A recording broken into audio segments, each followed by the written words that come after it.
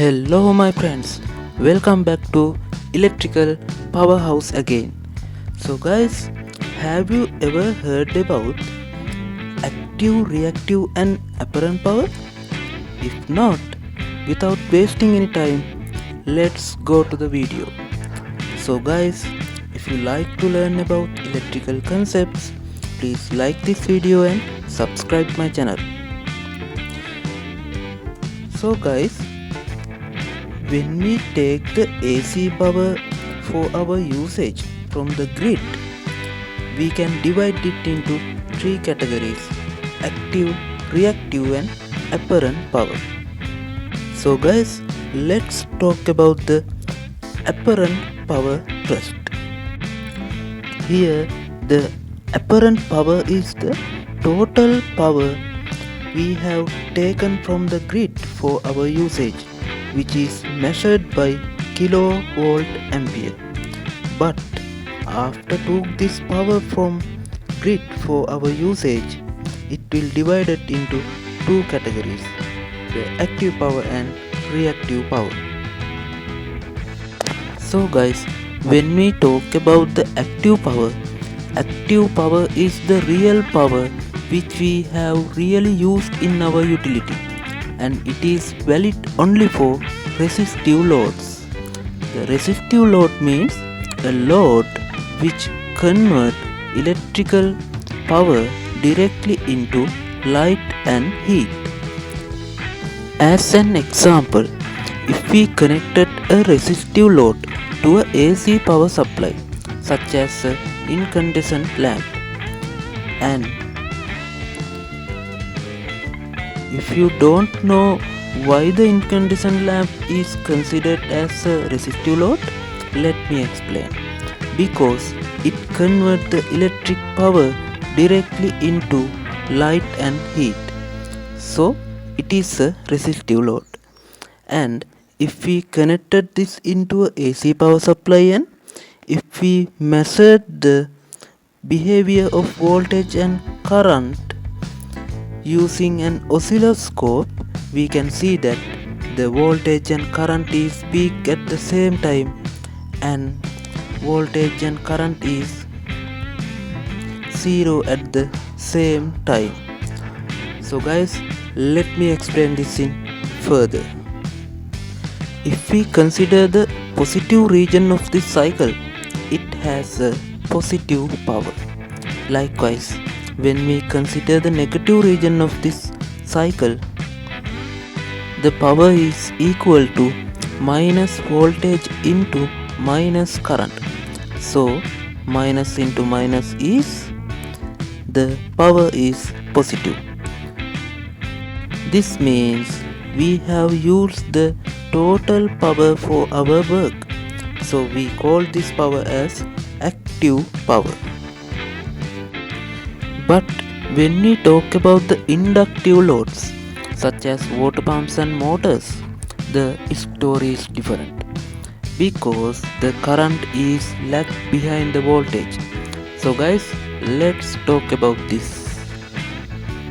First of all, I want to say that inductive load means the devices which have a coil inside of it, such as motor pumps and heater, motors, etc. So guys, let's see what will happen when we connected such an inductive load to a AC power source. And let's consider the coil inside of this motor. So guys, you know that when we apply a AC voltage to a coil, it will create a magnetic field.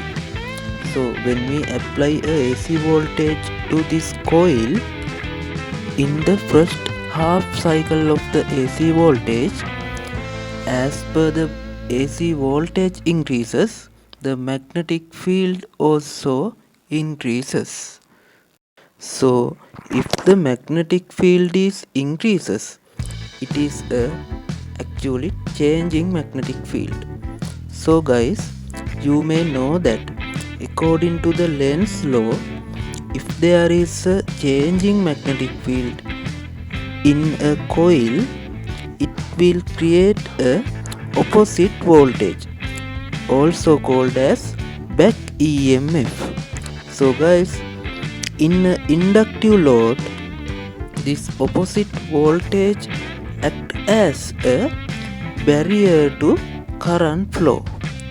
Due to this barrier, the current is lagged behind the voltage. In an inductive load, and this same process happens to the next half cycle. So guys, now let's see what will happen to the power due to this effect. So guys, if you analyze this behavior of voltage and current of an inductive load by using an oscilloscope, you will see that in the first 0 to 90 degree of cycle, the voltage is positive and the current is negative. So the power is equal to positive voltage into minus current, which means it is a minus power. Then from 90 degree to 180 degree, the both voltage and current is positive, so the power also positive. And then again from 180 degree to 270 degree part of this cycle, the voltage is positive and the current is negative, so the power is equal to minus into positive, so the power is minus. Likewise, from 270 degree to 360 degree part of this cycle, both the voltage and current is negative, so the power is positive. Here, this negative power is called as reactive power, and it is don't do any useful work to the load, like turning a shaft or lighting a bulb. This reactive power just stores in the magnetic field, then released back to the source. So this useful power will do some harmful things for us. Guys, let's talk about this.